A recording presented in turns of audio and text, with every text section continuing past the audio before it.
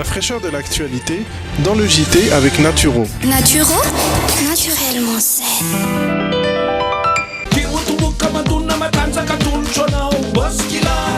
Jereo ampilaminana le JT miaraka amin'ny Moskila.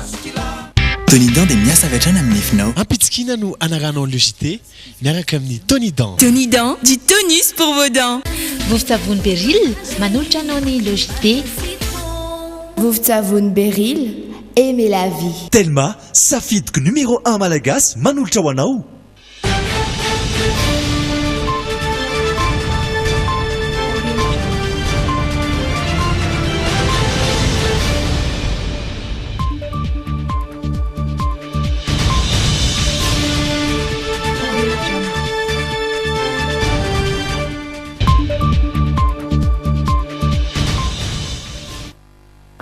Miarabantsika rehetra tonga soa ato anatin'ny logité an'izao talata faharoa ambin'ny folo ny volana May izao. Ampifelina trano tompoko lasy tompoko vavy no anasana eo anaraka ny vaovao hatramin'ny farany sy anolorana ny araba ho anareo ihany koa miarabanao ry jataina. Horantsika avy hatrany ary ireto ny lohatenim-baovao ho arahantsika ho any androany.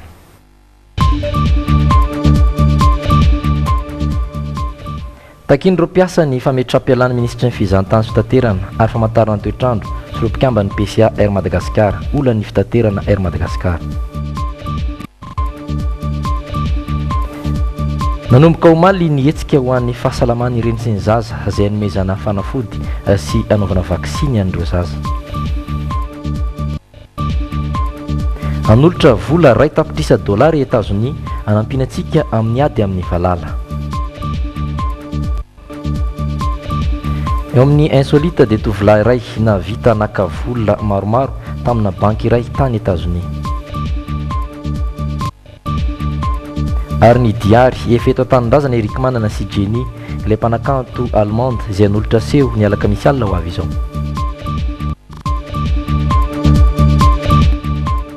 Kotiliba no hiaraka amintsika hitondra vahiny ao anatin'ny tapany faharoa ny tenako sy Andry Lalena-Andriamaso kosa no anolotra anareo ny actu.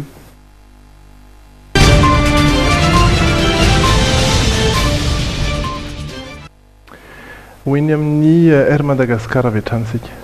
Mitaky ny fametram-pialana ny ministry ny fizahantany sy fitaterana ary ny famantarana ny toetrandro sy ireo mpikambana rehetra ao anatin'ny filakevim-pitantanana ny kompania mpitaterana Air Madagascar ny syndicat ny mpiasa eo anivony ity kompania mpitaterana bakabaka malagasy ity. Inona no antony ary nahoana no izao no misy izany fitakiana izany. Mamaly ireo fanontaniana ireo Tsiry Arso Randrenjaka eo amin'ny sariny Voara Rabena. Leo izay no ambety teny ireo mpiasa mivondrona anatin'ny syndicat ireo mpiasa eo anivony kompania mpitaterana anabagabaka Air Madagascar.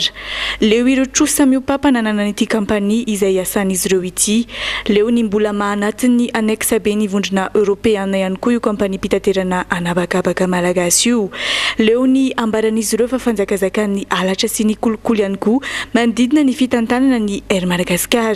Ary leo ihany koa ny mahalasibatra sy fitaovana politika ny kompania Air Madagascar. Ireo rehetra ireo izay ambaran'izy ireo fa vokatry ny tsy fahaiza-manao sy ny lesoka lehibe eo amin'ny fomba fiasan'ireo miantsoroka ny fitantanana ny kompania mpitaterana anabagabaka Air Madagascar. Noho ny fahitana favoazana lalipaka mahazo ny orinasa Air Madagascar. Zotra mikorotana, fampijaliana mpanjifa sy ny mpiasa. Zotra ahodikodina, fantiantoka miopampana, tsy fialana amin'ny annexe be. Fanomezana tombony ireo mpanamory vahiny jetway kitrano antrano dia ambadretoana fa menatra ny mpiasa ary maneho fialantsiny amin'ny mpanjifa. Takin'ireo mpiasa eo anivony ny Air Madagascar noho izay ny fametram-pialana ireo izay miantsoroka ny fitantanana ity kompania mpitaterana anabagabaka malagasy ity mandalo amin'ireo rafitra sy ratsamangaika samihafa miatomboka amin'ny ministry ny fizahantany sy ny fitaterana ny famantarana ny toetrandro Andriantina Ulrich mandalo amin'ny Andriamato Rabarinjaka Henri tale général ny ACM na ny aviation civile de Madagascar sy ny filohan'ny filankevim-pitantanana ny kompania Air Madagascar James Andrianalsou ny tale général ny kompania Air Madagascar Raelson Ads ary ireo rehetra izay mandrafitra ny filankevim-pitantanana ny kompania mpitaterana anabagabaka malagasy Air Madagascar. Mangataka amin'ny fialan'ireto olona manaraka ireto ny intersyndical, ny ministry fitaterana, ny DG ny ACM, ny PCA ireo PCA ny ary Madagasikara, ny DGA ny ary Madagasikara sy ireo mpiara miasa amin'ny akaiky. Anatsara ny hoavin'ny kampaniera Madagasikara sy atsara bebe kokoa ny tolotra sy ny fandraisan'ireo mpanjifa no ambaran'ireo mpiasa eo anivon'ity kampania pitaterana anabakabaka malagasy ity fa ho tombontsoa lehibe ho azo raha toka soloina tanteraka ireo mpikambana anatin'ny filan-kevim-pitantanana ny kampania Air Madagascar. Milaza ho tsy amina fotsiny amin'izao moa ny syndikan'ireo mpiasan'ny kampania Air Madagascar raha toka tsy misy manongilan-tsofina amin'izao fitakiana ataon'izy ireo izao ireo izay antefan'izany. Ao anatin'izay hatrany dia misy ihany koa ny feo reavy eny amin'ny fanjakana. Namaly an'ireto mpiasa ireto avy hatrany ny ministry ny fizahantany sy ny fitaterana ary ny famantarana ny toetrandro androany. Namara ministra Ulrika Andretina fa tsy misy idira ministera izay tarihany ny fitantanana sy fampandehanan-draharaha anatiny eo anivon'ny Air Madagascar ka tsy misy tokony androna molotra azy ho tompona andraikitra amin'ireo lesika eo anivon'ny kompania. Ny fampiresaka taminy androany Thiory Arsoran-Drenjaka sy Voara Labena. Tetika sikajikajy politika io no azo amaritan'ireo fitakiana izay toa filana voatsiary ataon'ireo andiana mpiasa eo anivon'ny kampania pitanterana anabakabaka Air Madagascar ho ny avy eo amin'ny ministera ny fizahantany sy fitaterana ary ny famantarana ny toetrandro. Marina fa manana solotena iray eo anivon'ny filan-kevim-pitantanana ny kampania Air Madagascar saingy tsy midika akory izany fa mandray anjara feno amin'ny fitantanan'io kampania io ny ministera ny fizahantany sy ny fitaterana ary ny famantarana ny toetrandro. Intersyndical Hermad zay mangataka mihitsy ny fialan'ny ministra dia gaga ny aty amin'ny ministera fa ahoana ihany fa manino mety misy andian'olona manana intérêt amin'izany fa ny ministera dia nieritreritra fa resaka politika tanteraka ireny. Hermad dia iarahantsika malala fa société anonyme. Marina fa ministera na ny fanjakana no manana petrabola betsaka amin'ny Hermad fa société anonyme io. Zany hoe ny ministera dia tsy miditra amin'ny resaka fitantanana eo anivon'ny Hermad.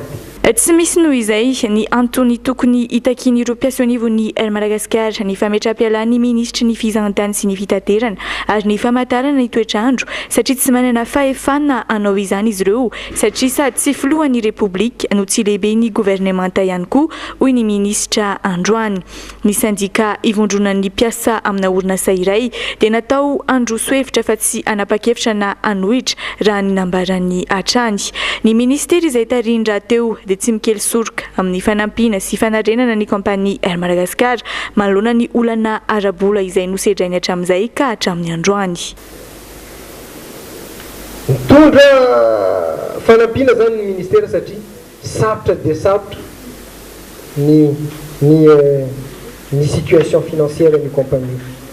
Na dia efa voararan'ny Banque mondiale sy ny FMI hoe tsy azo atao ntsony any subvention tsy niero an'izany ny ministera satria mamelona fianakaviana maro ny Hermad fiandriana pirenena io araka ny voalaza ombienombieny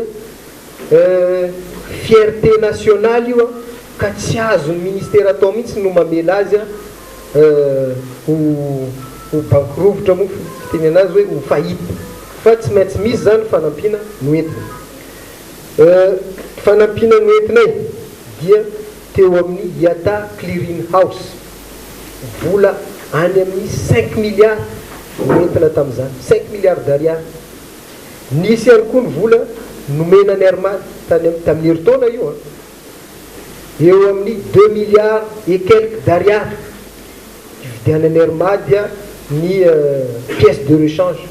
Tsy misy mihitsy noho izay antony tokony hanomezan'ireo mpiasa eo anivon'ny kampania Air Madagascar tsy ny ministry ny fizahantany sy ny fitaterana ary ny famantarana ny toetrandro ka ho tonga hatramin'ny fitakiana ny fametra-pialana ity farany raha ny nambaran'ny hatrany. Raha izay ary ny domoverina avy amin'ny ministra sy ny ministera izay tariny nalohan'ireo fitakiana nataon'ny syndikan'ireo mpiasan'ny kampania Air Madagascar dia andrasana arak'izany avy amin'ireo mpiambana anatin'ny filan-kevim-pitantanana io kampania io izay mitana ny sain'ny mpanara-baovao amin'izao fotoana izao. Izany mahakasika an'iny eo amin'ny sehatra politika indray kosa somary iverenantsika kely ny tantara. oalamina ny fotoana hahafahana mametraka maro-pahatsiarovana eny amikanja ny 12 Mey rahampitso izany dia ofisoroana ny zavatra mety hitranga eny an-toerana daty manatantara teo amin'ny firenena ny alarobia ho avy izao ka tsy mikely soroka amin'ny fampandriana filamenana ny mpitandro ny filaminana mitatitra ny indimy mahakasik'izay Jerry Edouard sy Stéphane Kotomalala.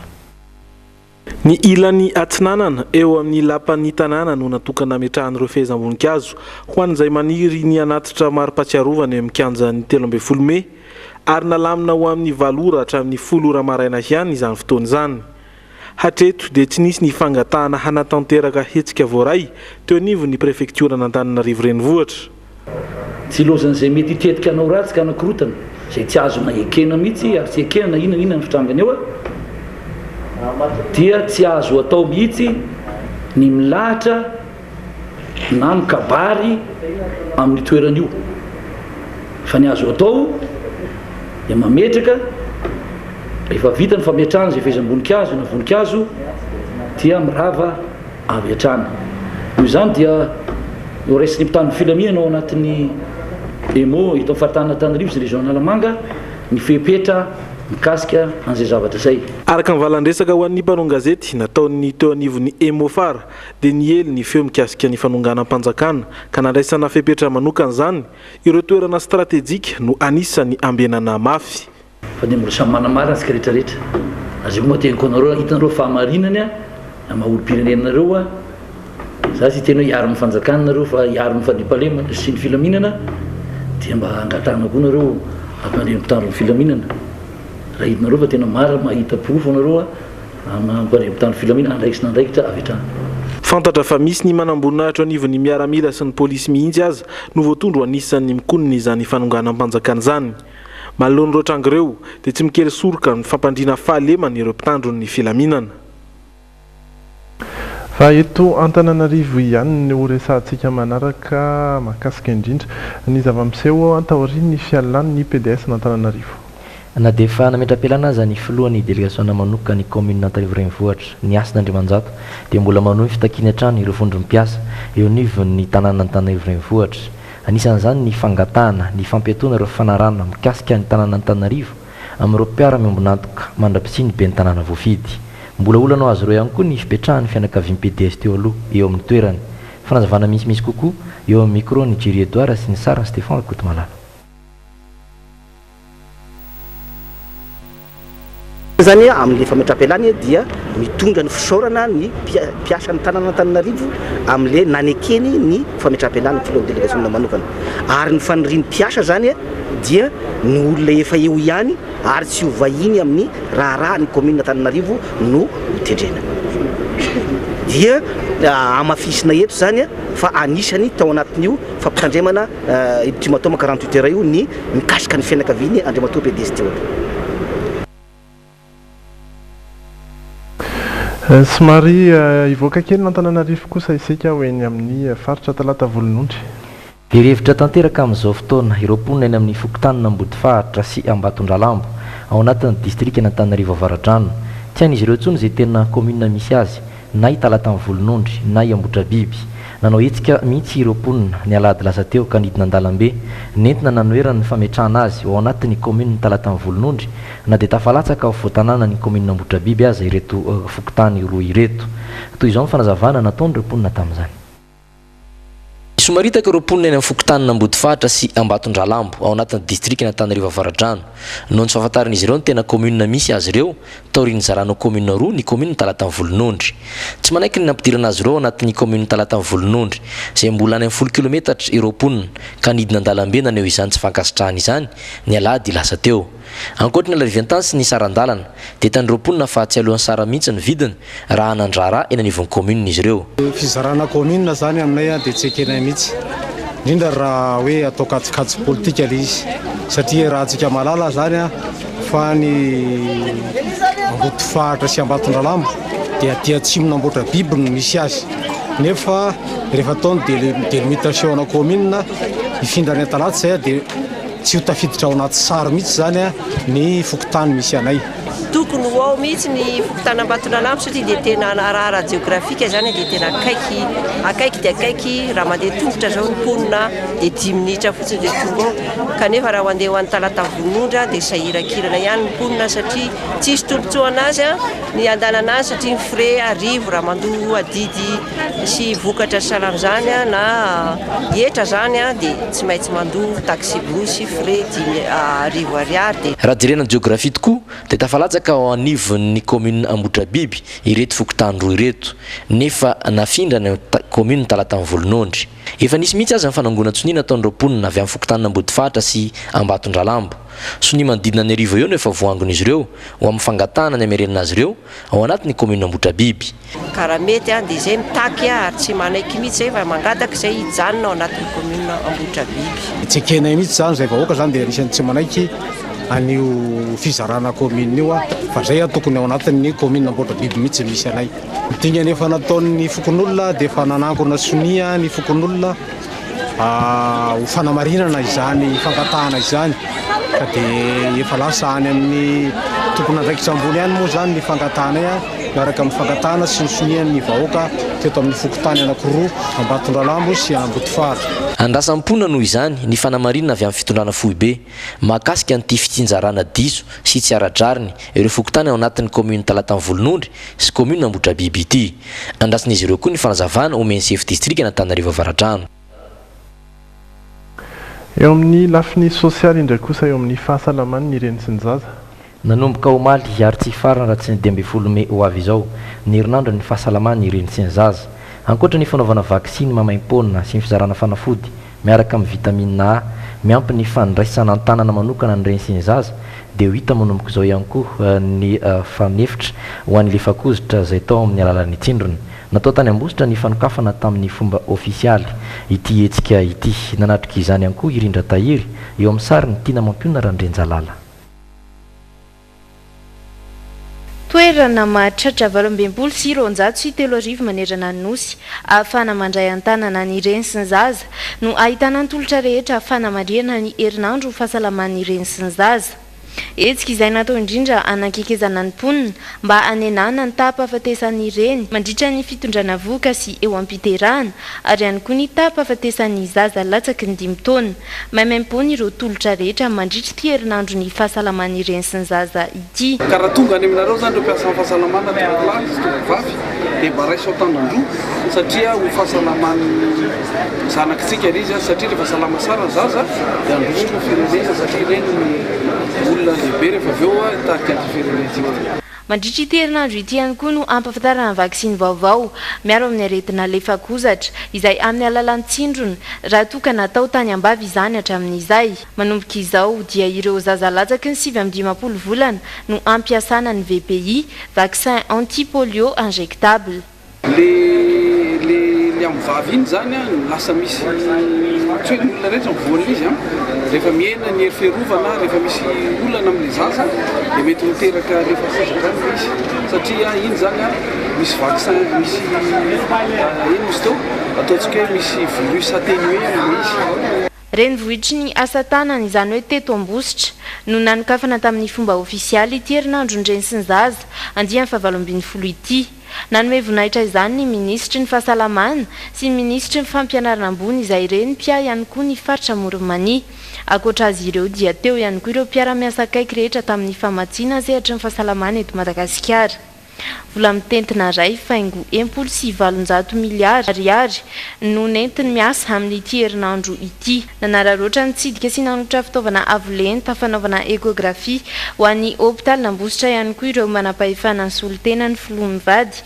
dia ny ministry ny fahasalamana sy ministry ny fampianarana ambony eo amin'izay sehatra ny herinandro ny fahasalamana reny sy ny zaza zay dia tsy diso anjara ihany koa ny faritra Analamanga ka omaly tery amin'ny tokotany malalaka ny commune ambanivohitra Bemasoandro Itosy no natanteraka ny fanokafana ofisialy ho an'ny faritra Analamanga isan'ny natrika izany omaly kasambola-manana ary dia mitaritra amintsika ireo ankizy isan'ireo niatrika izany etsika izany nanomboka teo amin'ny fahefa-bolana noho ny kokoa kalava sy natetika i Daniela Kely zazavavy vao 9 volana monja sary an-tsaina mafy tamin'izay ny reny ka nentina nanatona mpitsabo izy ary nahazo fanafody zaza ho azy sofa ny asitra ny Daniela kely. Ankohaka be foanany izy fa tsy hoe mbola narary be fa ankohakohaka eo foana mahazo anazy. Vitamina de sirop. Nanomboka teo dia tsy salasala mihitsy vola nitondra ny zanany tany amin'ny tobi-pahasalamana na nanatony ireny hetsika ao amin'ny fahasalamana ireny sy ny zaza ireny. Isan'izany ny hetsika herinandro ny fahasalamana ireny sy ny zaza izay nomboka androany ka hatramin'ny zoma ho avy izao. Tonga navitrika tety vola reny Daniela kely. Tsy izy ihany fa reny maro no tonga nitondra ireo zanany nanketo amin'ny tokotany malalaky ny commune ambanivohitra Bemasoandro Itosy no nitahotra an'ireo aretina mpamely sy mpahazo ny zaza madinika sady aka sy hihinana vitamine sy hodi-kankana. Areti-pivalana zao sy nitazo moka. Pivalana malé mahafaty dia aloha miaro dia melo. Arakaraka ny fahadiovana ihany zany na tonga an'ilay fahadiovana, vilia, vilany. Inona tonga anao andeha hoe ty ary? Mba iarovako ny aretina. Satria fantatro hoe mahasalama anazy le vitamine dia izay nampahatonga nanaka aty. Ankoatriny eto amin'ity fanokafana regionaly eo amin'ny faritra Analamanga amin'ity hetsika herinandro ny fahasalamana ireny sy ny zaza ity dia toerana maro manerana amin'ny faritra Analamanga sy manerana Nosy no natokana andraisana no reny sy zaza malagasy. Zavatra maro ateo no tolotra ho azy ireo. Amena vitamine zao le zaza. Dia amena hodi-kankana zany hoe vonoina daholo zany le otrika aretina mety mihina le sakafon'le zaza zany mezana hodi-kankana anazy dia amena vitamine izy rehefa aveo mba hampatanjaka azy dia amena vaccine izy zany atao ezana zay atsara ny vaccine mba azahoany hery fiarovana amin'izay ny aretina azo arovana. Ka amin'izay vaccine zay tena zava-dehibe zany zao amin'izao vaccine zao dia hoe hitanareo amin'ny afisy misy hoe fampidirana vaccine vaovao edina amin'ny aretina poliomyélite. Io zany dia atsindrona vaccine atsindrona zany. Ho any eto amin'ny district Antananarivo Atsimondrano manokana aoriany eto amin'ity fanokafana regionaly ity dia ekipampolony izay ahitana olona manodidina ny 100 eo no andeha hiasa ny anivon'ireo fokontany misy atao anatiny. Ho maimaim-poana avokoa ny zavatra atao amin'izany. Farana ina hiato noho ny tsy fisian'ny famatsim-bola kosa ny ady atao amin'ny Valala dia mitsiry indray amin'izao fotoana ny fanantenana. Satria hanome vola ray tapitrisa dolara ny gouvernement américain ho mariky ny fanavaozany ny fahavonona ny anampy ny vahoaka malagasy amin'ity ady amin'ny Valala ity. Vola mahery ny fitapitrisa dolara no ilaina entina miady amin'ny Valala mandritra ny taona 2014 ka hatramin'ny taona 2020 ho ny fampitam-baovao avy amin'ny FAO na ny fikambanana respirena misahana ny sakafo sy ny fambolena. Miaro sorojo ravaka sy Ianjara Kotondraigny.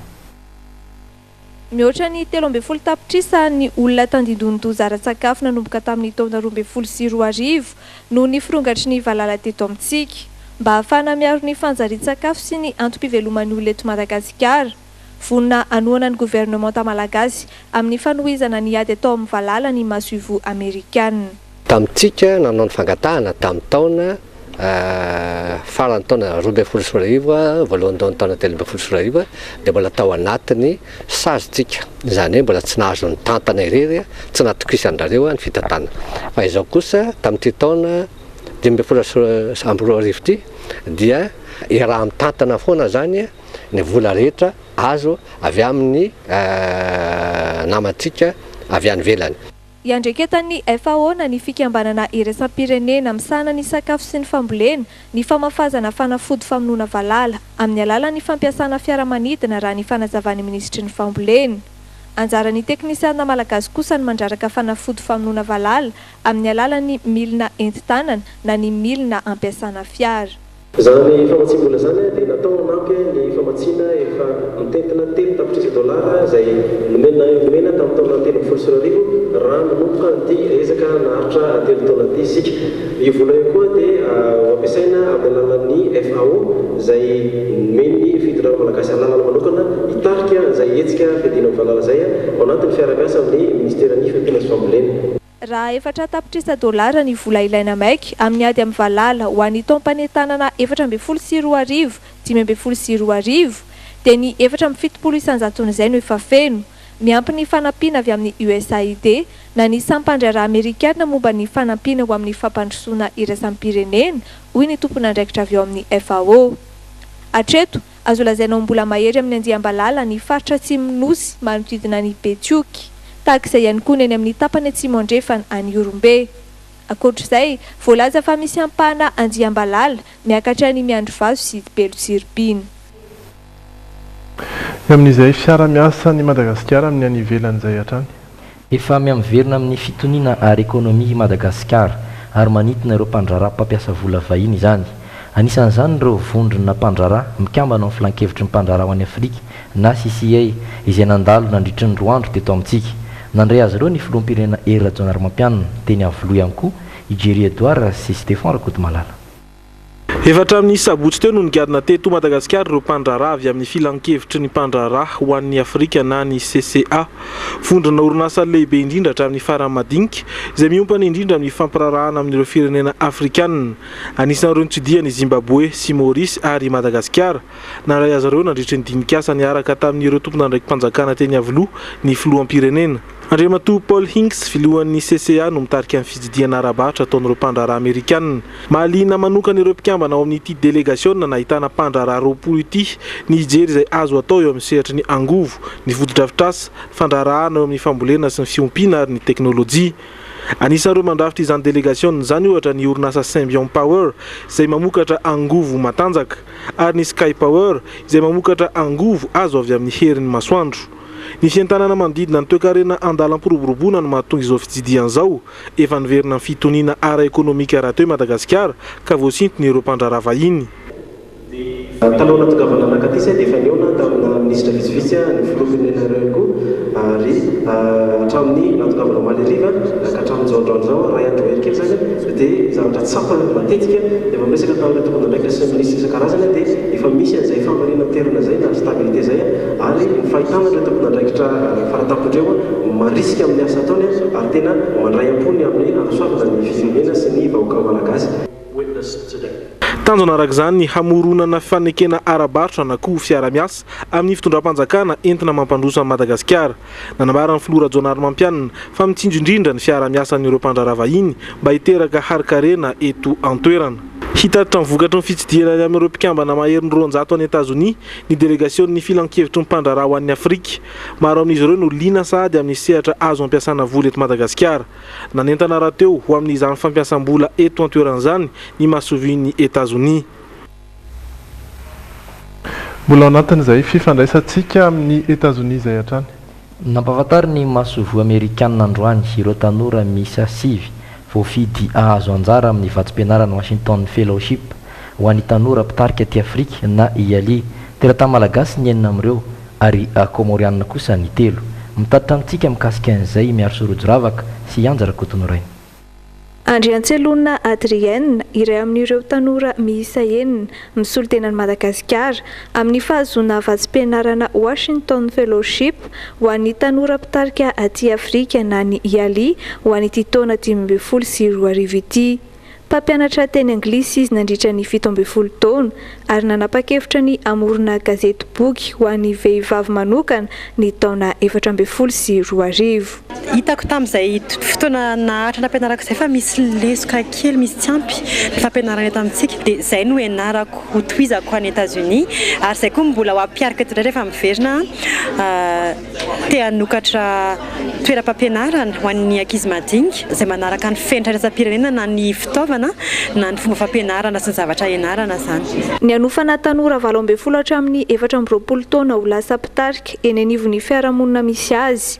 Anisan'ny tetikasan'ny Tomariel San Christian io aorian'ny fanarahana fiofanana any Etazonia amin'ny alalan'ny vatsim-pianarana Washington Fellowship amin'ny maha-mpampianatra mpanabe azy. Hiezaka ihany koa izy ny anofana ny mpampianatra manerana ny Madagasikara mba ahafahan'ny tanora malagasy ahazo fampianarana feno. Mila manana zavatra zany ianao mampiavaka anao zany ninahy zao ohatra ny hoe lehilahy zany za ohatra lehilahy nefa za efa miaro ny zony vehivavy ohatra zavatra hoe mety tsy de fahita matetika za zany mino tanteraka an'izany atao hoe mira lenta zany za hoe tsy afaka ny androsy Madagasikara tsy miaraka amin'ny vehivavy satria vehivavy eo amin'ny 9 isan-jato ny pony eto Madagasikara. Ankoatra ny fahaiza-mitarika sy ny fitiavana anasony manodidina masosivana ny fantenana ny mpifaninana ihany koa ny fitondrana anjara biriky eo amin'ny lafiny fandrarahana ny fitantanana ara-panjakana na eo amin'ny sehatry ny fitariana olo-pirenena vanina.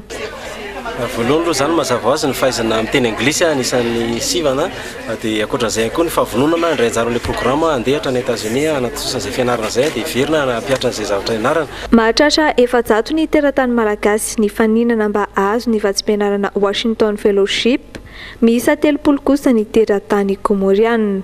Anaraka fiofanana mandritra ny 4 herinandro amina Université Fantadaza any Amerika ireo tanora voafantin'ireo. Ankoatr'izay anefa dia anasa azy ireo anatrika ny fihaonam-ben'ny filoham-panjakana any Washington DC ihany koa ny filoha Barack Obama.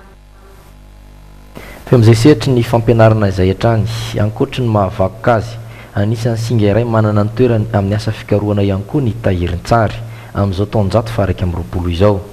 Mba nomezan-danja ny tahirin-tsary manodidina ny 4 tretsy mirakitra ny tantaram-pirenena nandrina vanim-potoana ny fandimy teto amintsika ary isy ny fanaram-piaramiasa eo amin'ny antasy sy ny fakulteny soratra sy ny siansa maha-olona.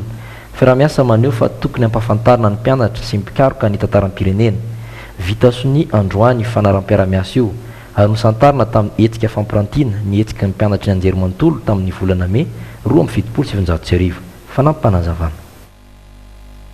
Université no haikaroka anao ny fikarohana rehetrarehetra mahakasika ireo tahirin-tsary niseho tao amin'ny antareo izay mila hotrandrana sy ampafantarina ny be sy ny maro dia tafiditra ao anatin'ilay fifanarahanam-piaramiasa zany ny fanaovana fampirantiana mahakasika na lohahevitra maro izay tsy voafetra ny fifanarahana fa mila ovana arakaraka ny vanim-potoana ilanan'ilay izy. Misy lohahevitra ohatra zao ty momba ny hoe Mai 72 teto Madagasikara, azo atao manaraka hoe momba ny République teto Madagasikara, atao aminay misy ireo département français, anglais, germanika dia jerena arakaraka izay zany hoe ino ny fifandraisana Madagasikara sy ny Allemagne, ny Grande-Bretagne, ny États-Unis sy ny karazany dia azo trandrahana daholo zany zay ary isan'ny manana zava-dehibe ny sary zany eo amin'ny asa-pikarohana sy fampianarana eto amin'ny faculté des lettres et sciences humaines.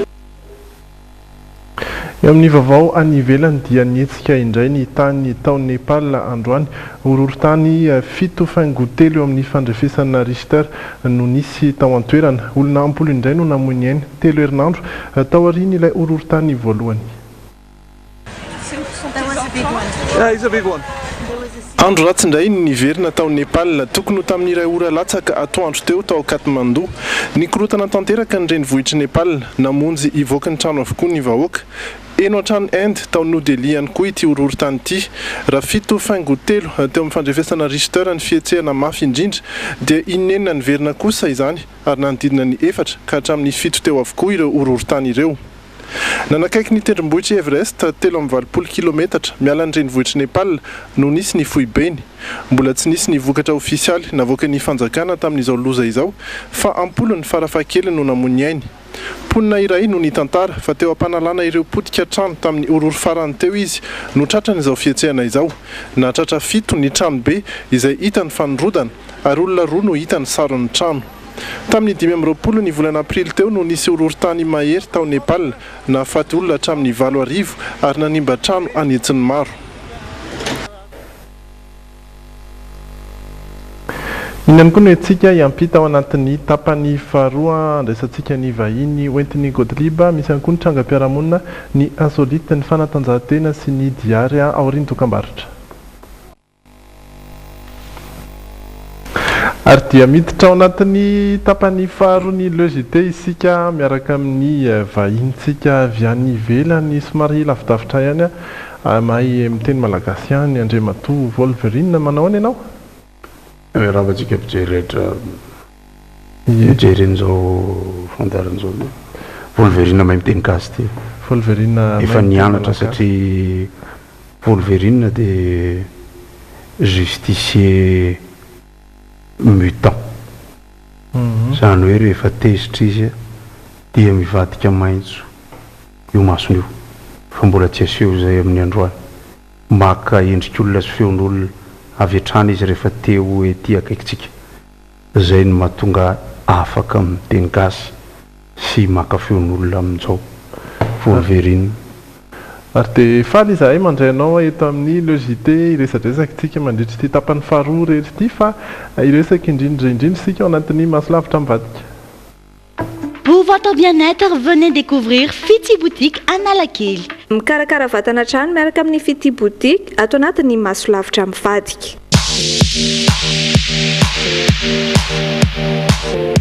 Mial Créa manolotra ho anao.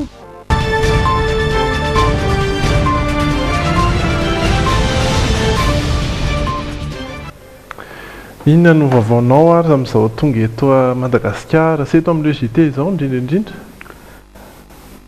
Izahay moa dia izahay justicier tonga amin'ny toerana izay hitanay fa misy tsirarina, hitanay fa misy fanampiana tokony hapetraka amin'ny fandriampahalemana.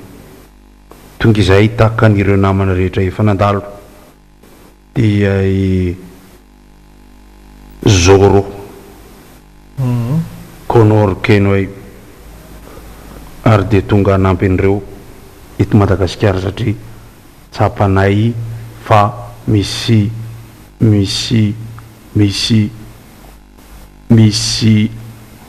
injustice indraindray ny zava-misy eto.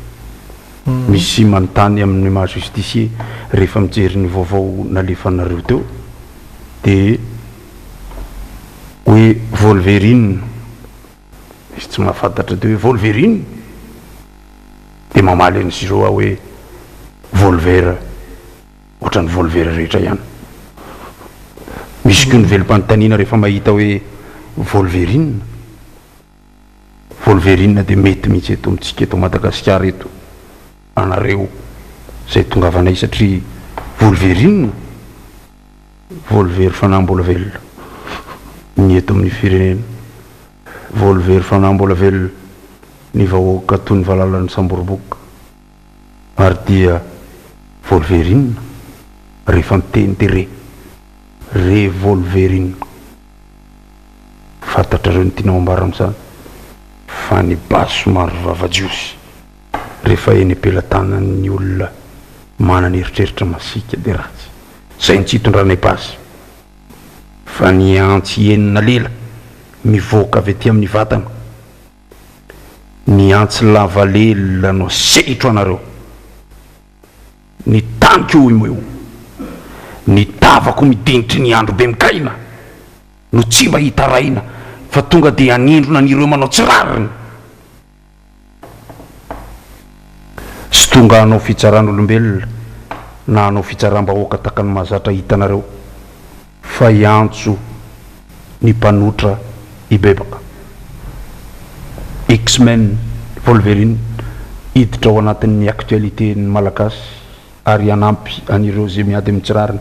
Mutant, humain, Magneto, Professeur X tonga eto izahay miomanary mpanao tsirariny fa hitrobaka ny ponao ny antsenina lela. Inona zao le hoe tsirariny tena henonareo avy any hoe tsirariny tranga eto Madagasikara amin'izao fotoana? Inona fitarainana voaray any aminareo any? Mbola tsy naray fitarainana izahay fa raha misy ny tsirariny dia alefasy ny SMS nareo amin'ny 033 15 092 69 fa horaisinay izany. Raha miantso ianareo dia mety aliberi no mandray ny antso fa dia anjaranay rehefa avy eo no mizara ny tsirariny rehetra arakaraka ny amafiny. Tsy maintsy izay ny fomba atao satria ny tsirarina mitranga raha ny tokony ho izy tokony andalo any amin'ny BNGRC nefa ohatrany tsy ataonay zany, tsy hainay sady tsy fantatray fa ny vaisseau spatial anay dia mipetraka ao atsimon'ankaratra karaha mazoto ianareo dia tonga any dia ao isika miresaka. X-Men, inona ny dikany men, lehilahy maro no miaraka, inona ny dikany X tsy fantatra ny anarany ka dia ho avy ilatsaka amin'ny fotoana tsy ampoizina. Izahay dia mivavaka izahay ary rehefa misy ny zavatra tsy mety eto mandositra dia sakambinay mafy dia manao ny vavaka nampianarin'ny tompo sy ny amin'ny anarany ray izahay satria rehefa miakatra any ny vaisseau spatial anay izay no akaikikaiky kokoa ny lanitra.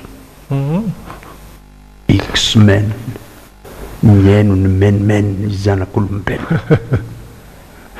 Ie, dia mahita X-Men amin'ny endriny hafa mihitsy sika rehefa tonga aty Madagasikara sy miresaka amin'ny teny malagasy.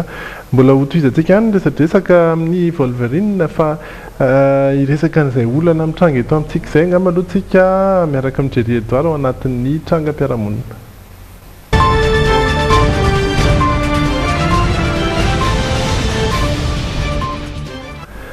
I Jerry Edouard mazava ho azy miaraka amintsika izao manao ny Jerry. Manao Narija, manao koa Wolverine, koa batanana ny tokantrano. Hello. olana tetsy amin'ny 7 hektara tranga iray izay niseho io tolakandro io raha ny marimarina kokoa nanao fidinana teny antoerana nanao fisavanana ilay hoe perquisition ny teo anivon'ny gendarmerie pirenena araka izany dia nisy ny savorovorona teraka izany araka ny fantatra teny antoerana dia raharaha trafikana basy ity nanaovan'izy ireo fanadiadiana ka niteraka ity perquisition ity mifantatra dia nisy ny olona izay nentin'izy ireo miisa 5 izy ireo raha ny hita teny antoerana ary nisy ihany koa ny fitaovana izay izy ireo arahantsika avetrany izay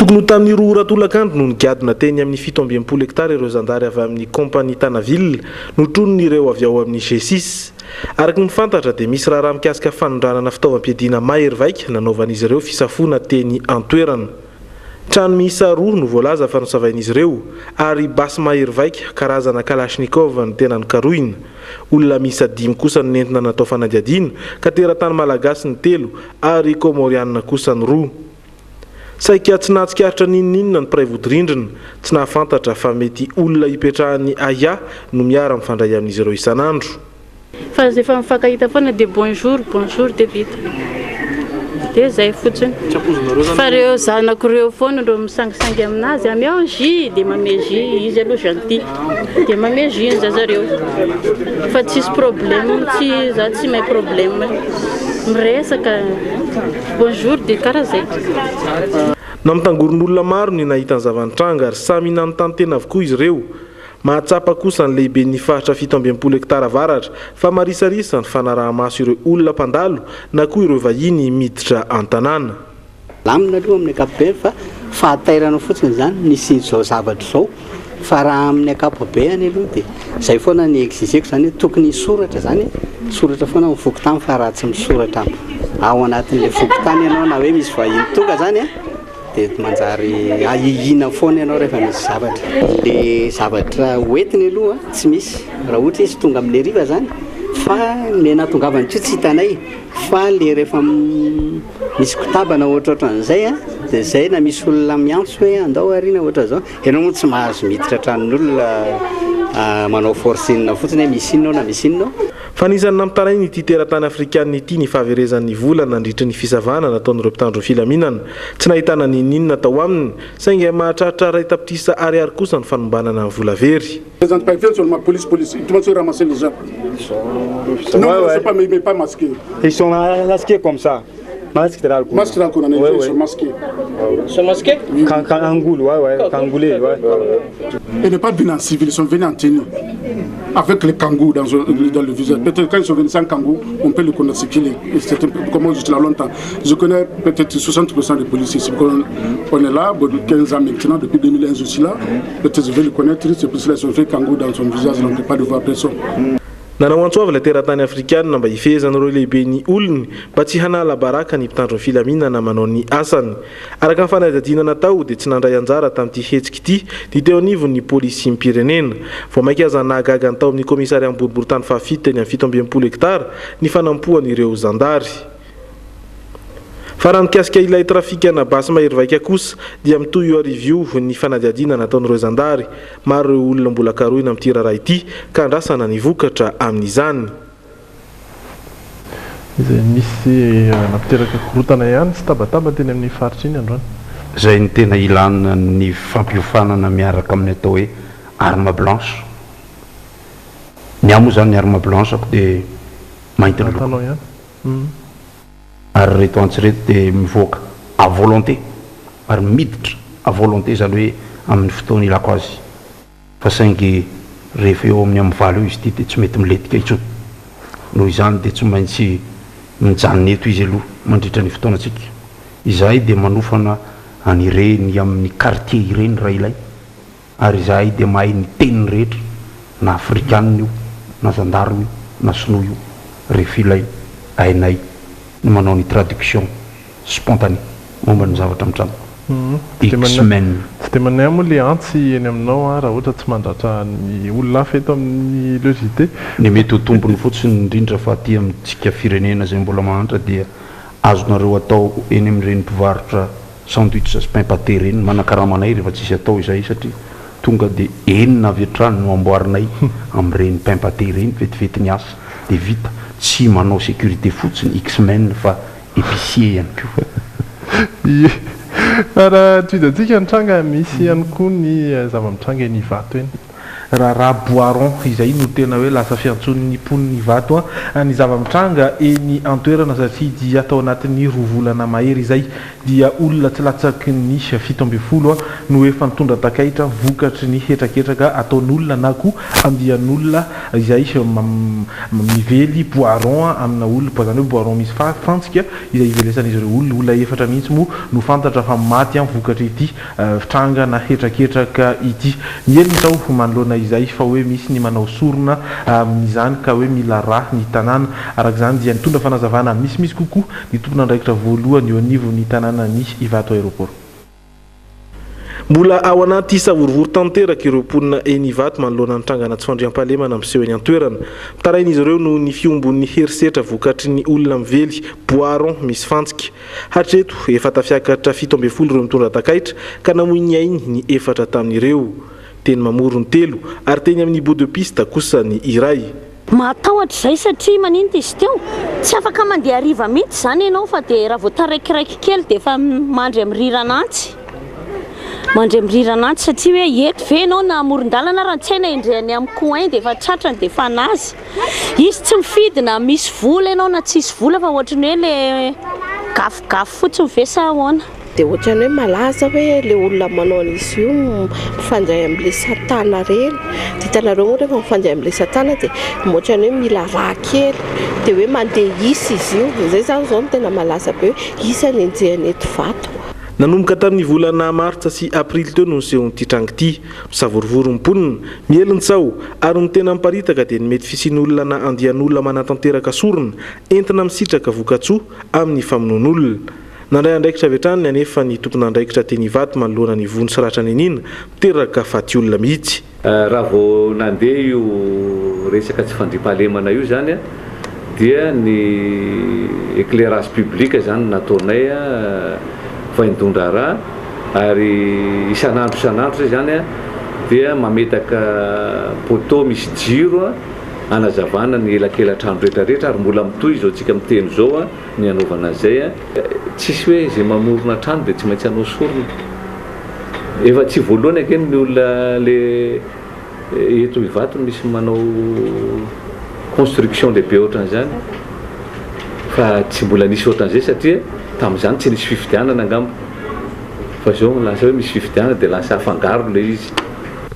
Efa tonga teny anivon'ny zandarmeri-pirenena ihany koa ny RRA saingy mbola tsy misy aloha ny vokatra taorian'ny fanadihadiana natao.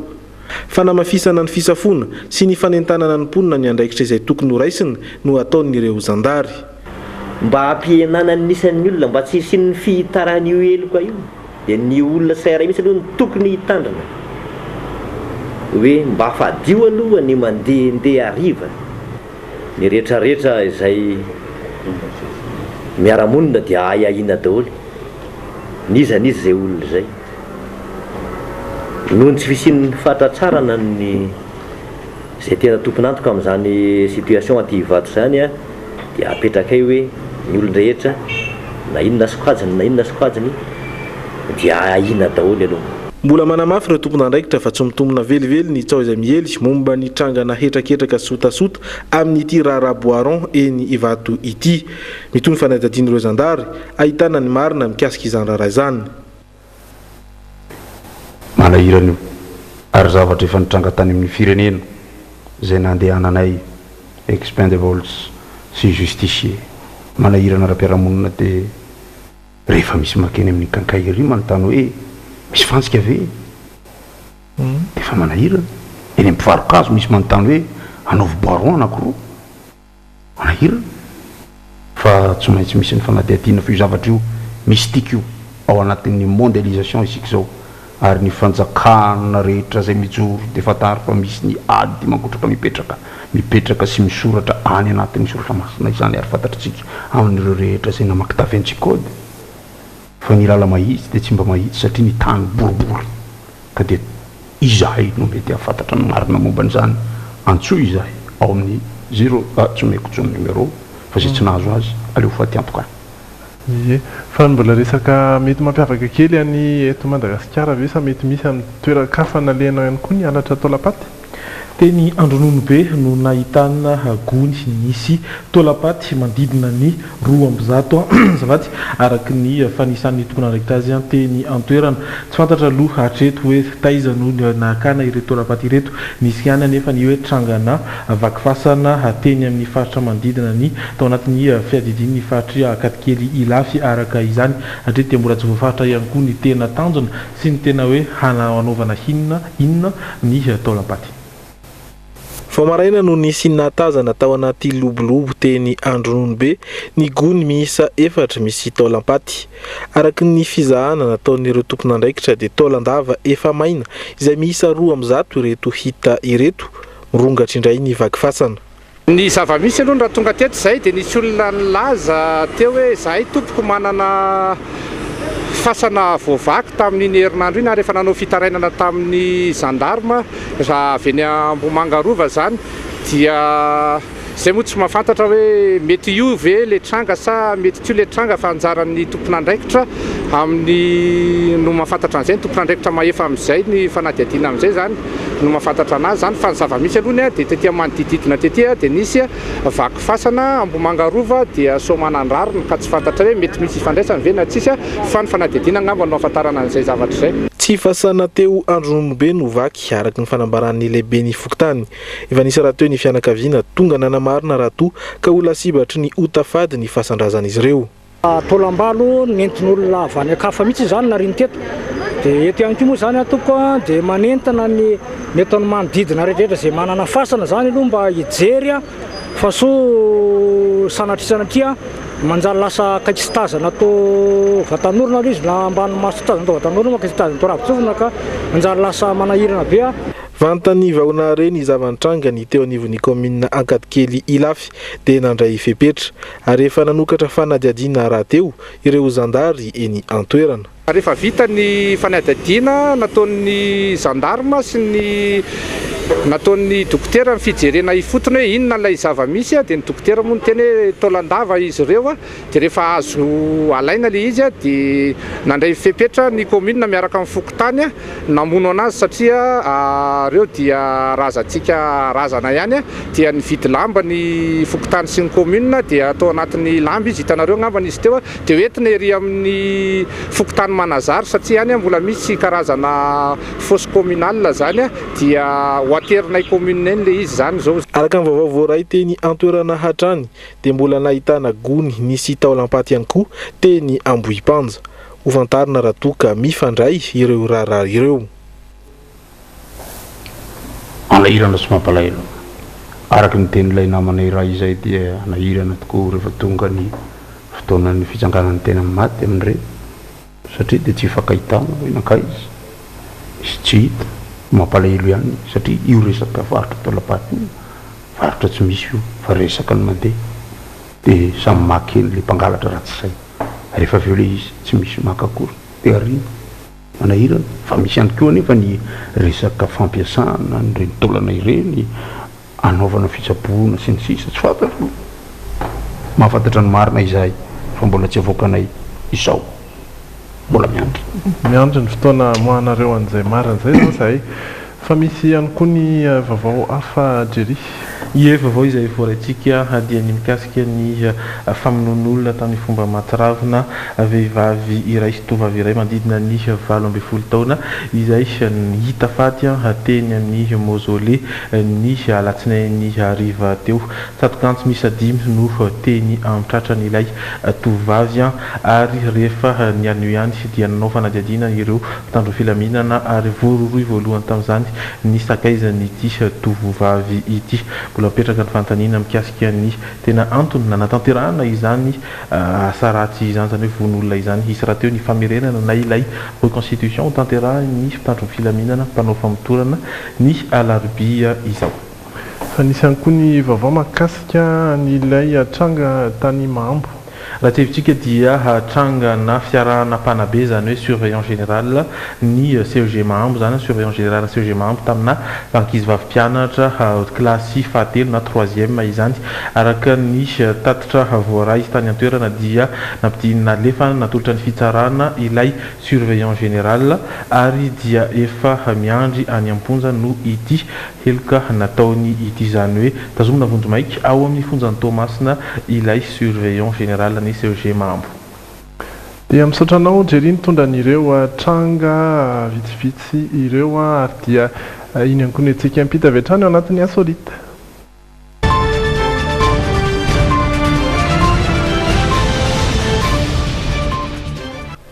Izay tena ilaina ny hevitra mihitsy Wolverine ty tranga iray ty tany États-Unis izy ty tokony ho saziana sa tsy izay no fantaniana mipetraka amin'izao fotoana amin'ity tovolahy iray izay nahazo vola 10 alina sy $100 avy ao amin'ny banky iray tao Virginia izy nosamborin'ny polisy moa izy taoriana izay fahazahoany vola izay izy koa nefa dia milaza fa tsy nangalatra fa nangataka fotsiny ihany an'io vola io ary dia nahazo araiky izao fanazavan'izao.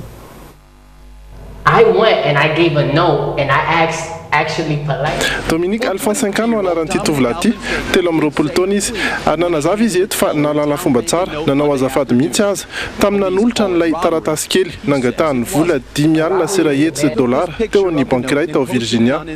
Ho an'ny polisy dia halatra no nitranga, ho an'ny Dominique kosa dia tsy izany mihitsy. A robbery is demanding. Halatra zany amiko dia tsy mangataka fa tonga dia maka mampiasa hery ny tenako nefa dia tsy nampiasa hery mihitsy. Napetrany avy hatrany teo amin'ny Instagram ny sarin'ny taratasy izay nataony nangatahany an'ilay vola. Ny nahalatra ny zavantranga nefa dia nangataka an'ilay tovavy mpiasa ny banky ihany izy tsy antso ny mpitandro filaminana raha tsy iray minitra aorian'ny fialan'ilay toerana.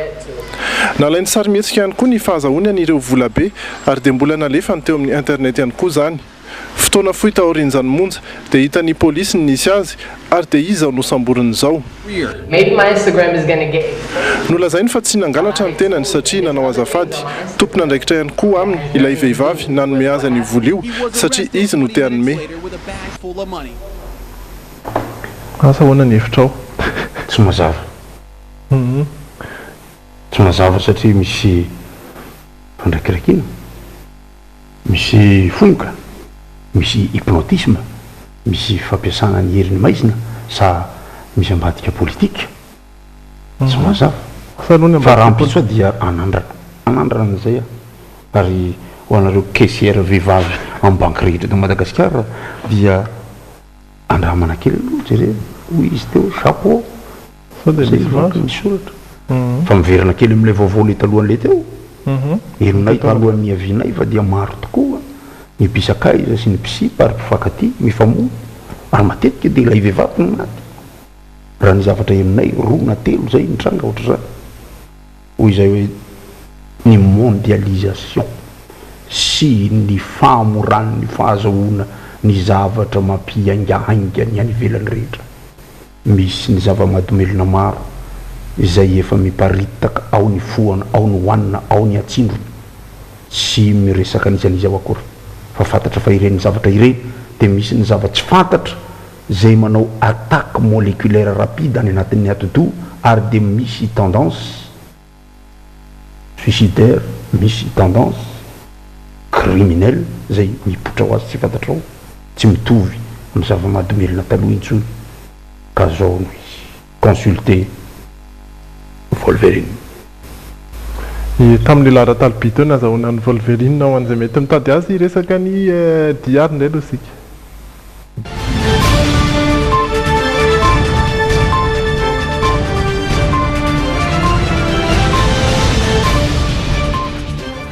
Zay resantsika ny mozika malagasy mandalo eto an-tanindrazana indray amin'izao fotoana Eric Manana tony mazatra dia isy ny fampisehoana ho ataony mety hampiavaka kely azy amin'ity dia misy tovovavy vahiny avy any ivelanany koa miaraka ampiara-peo aminy ao anatin'ity fampisehoana ity fanazavana misy kokoa miaraka amin'ny Andry Lalaina Andriamasy.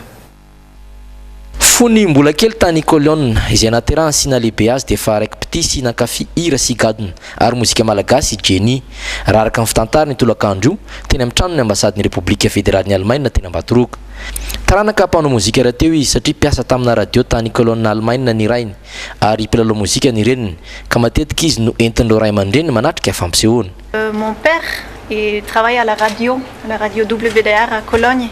Et à l'époque, la radio faisait un enregistrement avec le groupe Madagascar All Stars, dont Eric Mannen. Donc j'étais allée voir le groupe enregistré dans le studio. C'est là qu'on s'est rencontrés pour la première fois. Mais c'est bien après que j'ai osé de sortir mon petit violon. Efa manomboka izy ampianoina efa manomboka izy composé fa bakira gasy mihitsy mavarina fa mbola tsy zao ny famoahana azy. Ny fananany kapila mangirana misy irana mpanakanto malagasy maromaro toa ny Maleo, Riky, Lolo sy ny tariny ary Eric Manana no tena nasarika azy ity ny mozika malagasy. Tsy namelany raha tsy hainy sy voafendro karazana mozika malagasy toa ny sodina sy valia ary no raisiny olo hevitra tamin'ny famaranana ny fianarany tany université ny Londres mihitsy aza ny mozika malagasy. D'abord j'ai fait beaucoup de travail, beaucoup de recherches sur la musique malgache. Déjà à l'époque quand eux ils ont fait l'enregistrement à Cologne, moi à l'époque au fait j'étais à Londres. Je faisais un master à l'université à Londres. Et ma thèse master déjà c'était sur la musique malgache.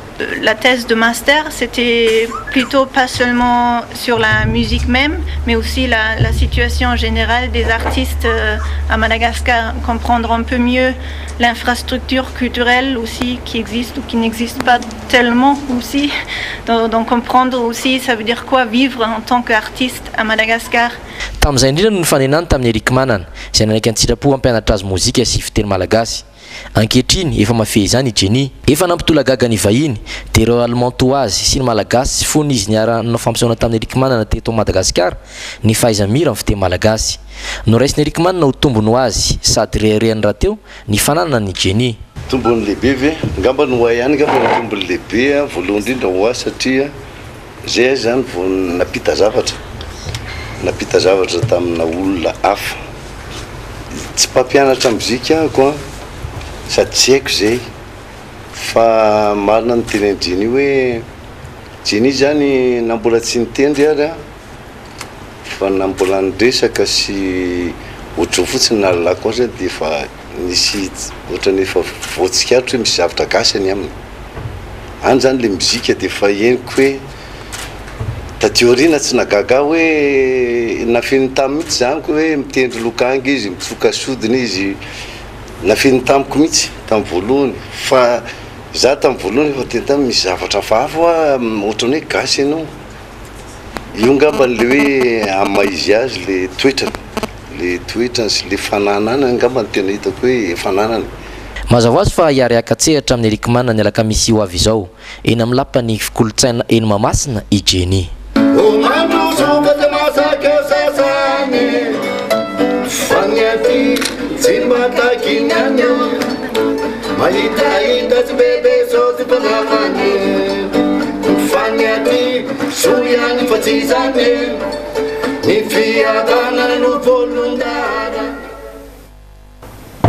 Tena tsara, very well.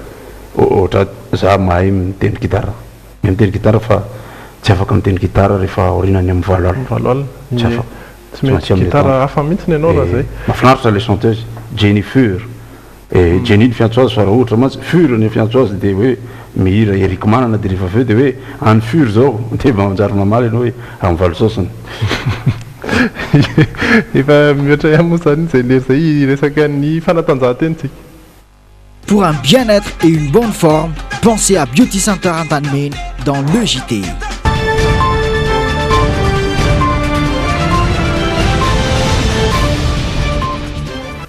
Zay iverenany andro lalaina Andriamasy. Miarabanao vahinay. Sarotra raisy tanana ny vahiny satria somandratra. Rehefa aveo tsika resaka ny Barça sy Bayern fa izao tsika aloha resaka ny taranjatsipika nety be satria toro tanàna rehetra tsy manadino ny tanora eny amin'ny ny mpitantana eo amin'ny commune Andranona ohatra ka dia nikarakara etsika ny alady tontolo andro lasa teo raha tsika fanadihadina. Ekipa na olon-droa miaraka lehilahy manodidina ny 70 eo no nandray anjara tamin'ity faninana no karakarain'ireo mpitantana eniovy ny commune Andranona ohatra tetỳ amin'ny tokotany malalaka ny EPP ambany lalana ny alady tontolo andro lasa teo ity. zary nanana fandaninandro ireo tanora avy amin'ireo fokotany atao anatin'ny commune izay raha teo ny tanjom-pikarakara teo moa zany zay zany dia ohatrany hoe natoritory fa izao zany dia hoe hitanay daholo ny cible zany dia aloha zany ny tanora ny tena etsehana mihitsy zany satria ny tanora no avin'ny firenena ezahana koa ny tanora zany mba tsy hoe varimbariana dia raha fa tsy zavatra activité ataon'zareo dia mety hirona amin'ny fidonadonana pona fitroana toka sy rongony etretratreta dia prévention koa zany izy ty fitaizana ny tanora izay indrindraindrindra zany tena natsapa ireto mpitantana sy mpitarika hafantanjahantena sy kolotsaina ity andranona ohatra fa misy mana-talenta ka tokony ho lasa lavitra amin'ny tanana tsipikanety be ireo tanora ity saingy tsy ampifaninanana sy lalao ny tournoi natao amin'ny bandy tao amin'ny commune andranona ohatra rery fa tsy sélection fa zay hoe tia mankafy pétanque zany dia mahazo mandray anjara tao 90% tratra dia nitandona zany dia asinay isy compétition zany na tous les quinzaines zany dia nitandonay amin'izay zany mba nana ny commune andranona ohatra ho équipe mireprésente anay na au niveau national na au niveau international zany zay mitandonay taoriny fanotsanina sy dingan'ny famaranana dia vozitra tompon-daka ka nibatany amboara tamin'ity fanana ity enjara sy tary rehefa nandrisanisa mazava 13 ny bera sy dal amin'ny taranjabola kitra amin'izay ary ny lalao miverina ny manasadalany fiadinany tompon-daka ny Europa isantarika Bayern de Munich ampiatrano ny FC Barcelone any amin'ny kianjany Arena Munchen any Munich moa navaren'izany mazava ho azy na DB ireo mpilalao Bayern toandry Batstuder ry Alaba Robben Ribéry izay tsy afaka ilalao ny ratra nazo azy dia mbola manantena ny andresy izy ireo na izanatsany ny FC Barcelone dia azo ambary tena grand complet hiatrika telo miverina ity ary tsy manambany izany na dia manatombo ny telo noatra azy isan'ny fampanantenana sy tsirim-panantenana mampakafy Bayern dia tsaroa fa tamin'ny Lomansadalana 20 dia tsy nandresy ny Barcelone mihitsy tsy nandresy amin'ny Bayern mihitsy ny FC Barcelone efatra noatra tamin'ny Lomandroso telo noatra ny Lomiverina asany androany na ahoana na izany aza manatombo kokoa Barcelone efa natafiditra baolina telo mila mandresy efatra noatra zany Bayern farafa keliny raha te hiatrika izany lalao famaranana izany izany toanany za dia Wolverine mpilalao tao amin'ny Barcelone taloha il y a 400 ans tandroany fa nanipitosy aho dia nizara enina ny baolina tamin'izay dia nataon'ny mpiara-milalao hoe Wolverine ny anarako ary sadino ao anatin'ny ekipan'ny Barcelone dia misy mutant anankiray zay amony baolina betsaka androany mutant Messi Verine Messi Verine pronostic raino tsy misy premier mi-temps Bayern Müller telonoray deuxième mi-temps Barça Suarez Messi Neymar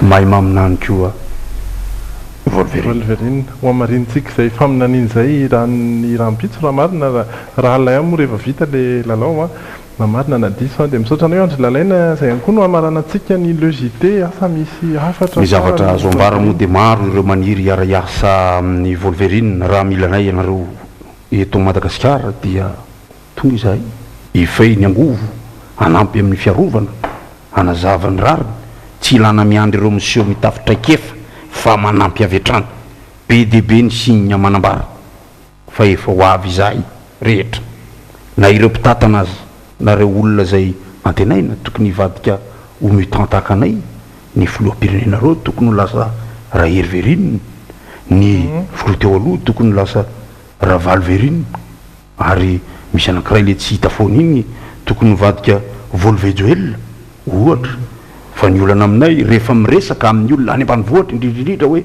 tonga ao Wolverine dia mimenimenina ny olona antoko hoe Volaverine nisy dalo nandalo ve manahirana nefa ny miara-miaina aminareo eto Madagasikara indrindra fa ny cabinet lavaka satria aorinany amin'ny valo alina vao makany ka dia ratra tsiroa amantany no mahazo manahirana ihany manahirana ny mihoatrahoatra sofina rehefa mangididy ary ny miarahaba ny fiarahamonina raha vao taitra dia maratra ny olona fa zaho tsy mividy boiron zaho tsy mividy fantsika faly niaraka taminareo teto Wolverine mutant avy any amin'ny tsy fantatra faloko zay ny andray anao teto a sy niaraka taminao manantena anao mbola iverina ihany na izany na zany aza amin'ny fotoana manaraka indray angamba ory fitetezanao faritra hafa raha tsy andratra anay eto dia misaotra antsika rehetra niaraka taminay ihany koa rahampitso amin'ny fitora sasanay fotoana antsika manaraka tony mahazatra trany veloma tompoka.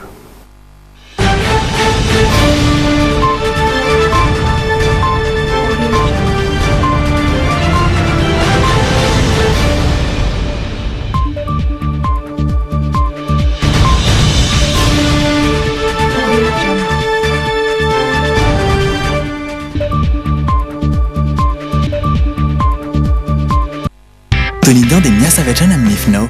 Tsikitsiky no nanaranao le JT miaraka amin'ny Tonidan. Tonidan, du tonus pour vos dents. La fraîcheur de l'actualité dans le JT avec Naturo. Naturo, naturellement sain.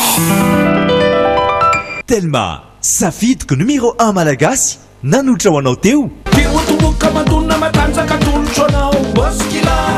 Jereo ampilaminana le JT miaraka amin'ny Moskila. Vovon Beryl, nanolotra anao teo ny le JT.